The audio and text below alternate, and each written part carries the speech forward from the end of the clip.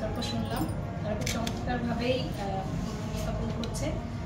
আমার ধারণা যে তারা পরবর্তী বক্তাগণরাও অনেক সুন্দরভাবে চমৎকার উপস্থাপনার মাধ্যমে আজকের যে বিষয়টি নির্ধারণ করা হয়েছে খুবই চমৎকার এবং যোগ্যোপযোগী একটি বিষয়। তো সে বিষয় নিয়ে আমাদের পক্ষ বিপক্ষ দলের শিক্ষার্থীরা খুব সুন্দরভাবে যুক্তিতর্ক স্থাপনের মাধ্যমে হয়তো একটা বিষয়কে দাঁড়াবে, কিন্তু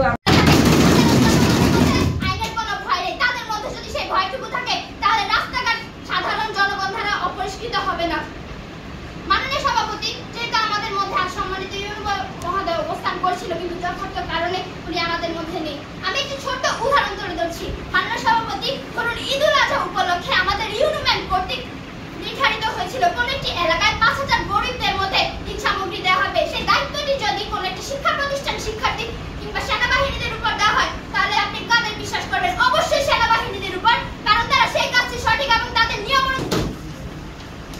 বাংলাদেশের সেনাবাহিনীকে জনগণ সর্বোচ্চ সম্মান দিল, পুলিশ এবং আনসারকে সর্বোচ্চ সম্মান দেওয়া হয় না কেন? প্রশ্ন থাকলো বিপক্ষ দলের কাছে। ইলেকট্রনিক প্রিন্ট মিডিয়া ও সংবাদকর্মী বা সংবাদ মাধ্যম যদি সব না হয়, তাহলে দুর্নীতি চলতেই থাকবে। 24-এর সংবাদ মাধ্যমে আছে বিদায় আমরা বাংলাদেশের ভূমি মন্ত্রীর বাইরে শত শত বাড়িটি নির্মাণের তথ্যটি জানতে পেরেছি।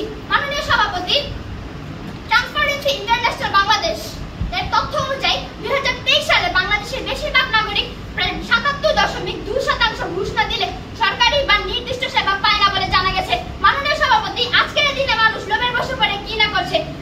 তারা ছিঁড়া কাঁথায় ঘুমেও লাখ টাকা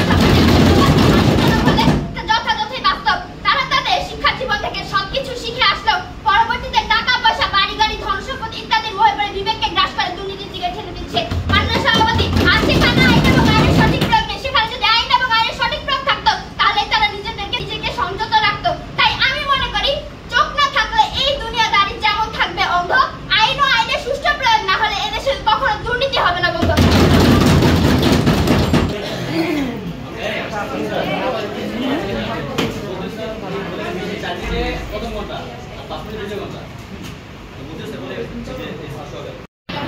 রূপবদনীতি গর্ব দেশ, হবে সোনার বাংলাদেশ। মাননীয় সভাপতি, বিতর্কিত কমিটি, বিদ্যার্থী বন্ধুরা এবং যারা শুনছেন সবাইকে সাদর সম্ভাষণ। আজ আমরা বিতর্ক প্রতিযোগিতায় এক উপর বাক যুদ্ধে নেমেছি, যেখানে নির্ধারিত বিষয় ছাত্রছাত্রীর মধ্যে সততা ও নিষ্ঠাবোধ জাগ্রত করা না হলে দুর্নীতি প্রতিরোধ করা সম্ভব নয়। বাস্তবতার প্রেক্ষাপটে এবং যুক্তিসঙ্গত কারণে আমি এবং আমার দল বিষয়টির পক্ষে অবস্থান করছি। অর্থাৎ মাননীয় সভাপতি, বিজ্ঞ প্রতিপক্ষ একটা ভাবুন তো, আজকে আমার মৃত্যু প্রতিপক্ষ একটা ভাবুন তো, বাংলাদেশের মধ্যে ভূখণ্ডে দাঁড়িয়ে আমি এখন বিতর্ক করছি। বিচারক মন্ডলী শুনছেন, মানুষজন দেখছেন, সেখানে দুর্নীতি বিরূপ প্রভাব রয়েছে এবং তার কারণ কি? বীজে যেমন গাছের আশা, শিক্ষায় তেমন জাতির ভাষা। সততার নিষ্ঠা যদি না শিক্ষায়, দুর্নীতি রাখা হবে সদাই। দুর্নীতি মানে কি? অন্যায়ভাবে নিজের স্বার্থে নিয়ম ভাঙা, দায়িত্বের অপব্যবহার করা এবং মিথ্যার মাধ্যমে অন্যের ক্ষতি করে নিজের লাভ করাকে বলা হয় দুর্নীতি। সুতরাং যা করা উচিত, যা করা দরকার এবং যা ন্যায়সঙ্গত, তার বিপরীতে হলো দুর্নীতি। বর্তমানে দুর্নীতি শুধু একটি আলোচিত শব্দই নয়, বাংলাদেশের প্রেক্ষাপটে সবচেয়ে ক্ষতিকারক একটি সামাজিক ব্যাধিও বটে। দুর্নীতি করে সেই মানুষ যার মনে সততা, নিষ্ঠাবোধ এবং দায়িত্ববোধের অভাব রয়েছে। সে হতে পারে